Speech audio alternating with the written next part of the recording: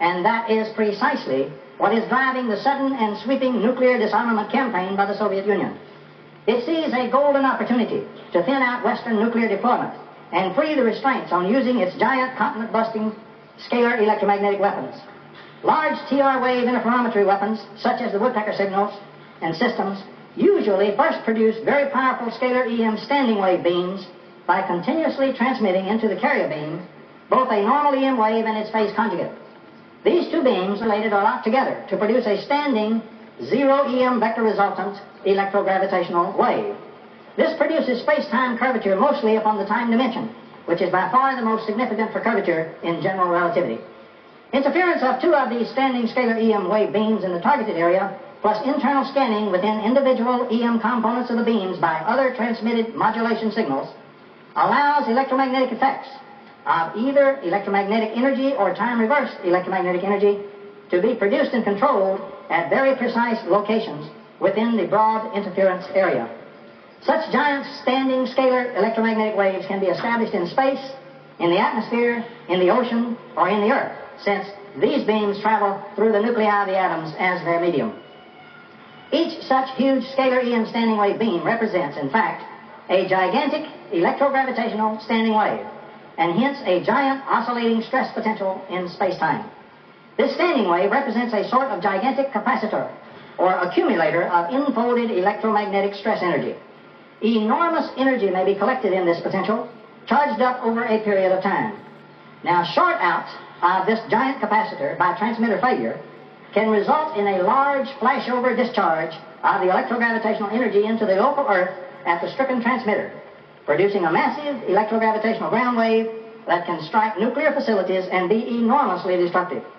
Thus, one must carefully protect the TR wave weapon system from inadvertent discharge of large electrogravitational pulses into the Earth at the site, due to transmitter failure, short-outs, and so forth. Otherwise, one's own nuclear weapons or facilities may be exploded, even at some distance, by the electrogravitational pulse ground wave that is produced. One's communications and electronics installations, for example, can be knocked out at even greater distance. For example, in the winter of 1957-58, one or more large Soviet TR wave prototype weapons at Kishtim, near the Urals, suffered catastrophic transmitter failure, discharging a powerful scalar electrogravitational pulse into the Earth. This huge electrogravitational pulse struck the atomic waste stored nearby, causing all the radioactive nuclei to immediately decay. In other words, the nearby atomic waste exploded, just as interrogated personnel from the region reported. Deadly radioactive contamination spread across a major region of the Soviet Union by fallout, and the area is strongly contaminated to this day. After this accident, the Soviets developed much more elaborate safety circuits and devices and implemented them into their time-reversed wave weapons. Even so, in April 1986, the explosive eruption of a reactor at Chernobyl was almost certainly caused by an accidental catastrophic failure of a large time-reversed wave woodpecker transmitter about 30 kilometers away. The sudden failure of the east-to-west woodpecker transmitter was positively detected in the field by engineer William Bice. All safety circuits at the site would have been instantly activated, desperately and slowly draining off the huge standing wave potential built up by that weapon. The Soviets would also have immediately shut down the nearby reactors at Chernobyl as a precaution. However, in a shutdown reactor, the radioactive uranium fuel rods are still physically present. Some hours later, the transmitter safety devices finally failed, and a much smaller, though still significant, remnant electrogravitational pulse was discharged into the Earth, spreading out in a ground wave. Fuel rods received the electrogravitational pulse and violently erupted in a burst of radioactivity, rupturing the plant. Had the full electrogravitational pulse escaped that stricken transmitter, all 4 reactors at Chernobyl would have violently exploded, and extensive and deadly nuclear fallout would have rained down over a wide area of the Earth. Had the reactors not been shut down and the control rods inserted full in to dampen the radioactivity, a far greater radioactive eruption, probably a nuclear explosion, of the struck reactor would have occurred. In May 1960, a prototype TR-wave radar weapon was used to down Gary Powers' high-flying U-2 aircraft over the Soviet Union. Powers reported a flash, as if from an explosion near him, but the flash persisted. This is almost certainly the signature of a TR-wave weapon. In April 1963, the first large strategic Soviet TR-wave weapons became operational on site.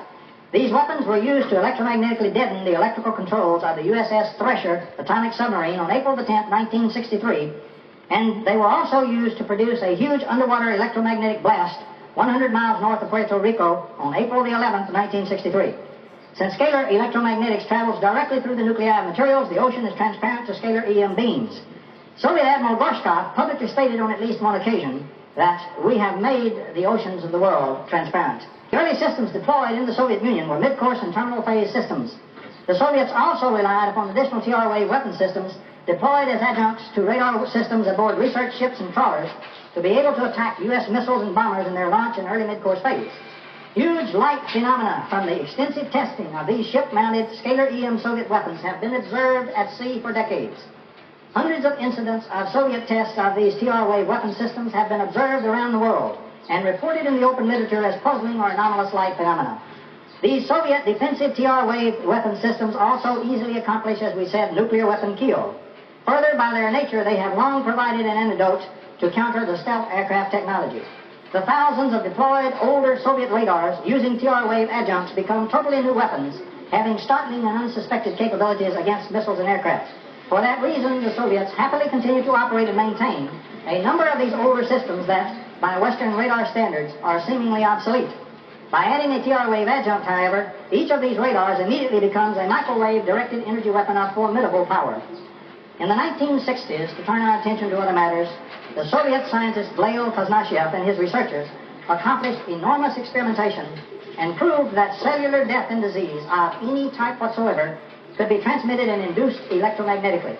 It follows that this team would have gone on secretly to phase conjugate or time reverse the death photon signals to show that any cellular death or disease can be reversed or cured electromagnetically as well. The latter work would have been done under the auspices and tight control of the Soviet KGB, since all phase conjugation or time reverse weapons are under that agency for powerful counter-biological warfare capability of great strategic importance to the Soviet Union. Thus, in the late 1960s, the Soviet Union became the only nation on Earth to achieve the capability of rapidly developing, within 1 or 2 hours, an electromagnetic antidote for any lethal new biological warfare viruses or bacteria of any kind whatsoever. The Soviets also developed the capability for mass treatment in this fashion of both the civil population and its military forces personnel. Now, independent verification of the Kosnashev death photons effect has been accomplished in West Germany at the University of Marburg, in Australia at the University of Sydney, and in the United States. Kosnashev now works directly with a secret Soviet research organization in the outskirts of Moscow. At this facility, microwave-directed energy weapons are feverishly developed. The clear implication is that microwave weapons, such as the giant woodpecker over-the-horizon radar systems, are being modified to deliver cellular death and disease patterns against targeted distant populations, even halfway around the Earth. Now, this kind of effect has been proven. In the 1960s and early 70s, a French inventor, Antoine Priori, built and tested several large electromagnetic devices that cured thousands of cases of terminal cancers and leukemias in laboratory animals. It also cured sleeping sickness. He worked with members of the prestigious French Academy of Sciences. His work was funded by the French government and presented to the French Academy by Robert Courier, head of the biology section. Priori's work was suppressed in the mid-70s and lost when he died. Priori used a plasma to accomplish multi-wave mixing and phase conjugation or time reversal. His time-reversed curative signals used a powerful rippling magnetic field as a carrier, as a wire, so to speak. The magnetic field guaranteed penetration of the cell's atomic nuclei by nuclear magnetic resonance. Penetration of the actual nuclei of the atoms in the diseased cells is necessary, since the master cellular control system, discovered by Dr. Fritz Albert Pott of West Germany, operates through the cell's structured scalar EM biopotential. This potential is centered in the nuclei of the atoms comprising the cell. Note that electrical dedifferentiation and redifferentiation of cells by minuscule current between picoamperes and nanoamperes has been beautifully proven by Dr. Robert Becker and other researchers.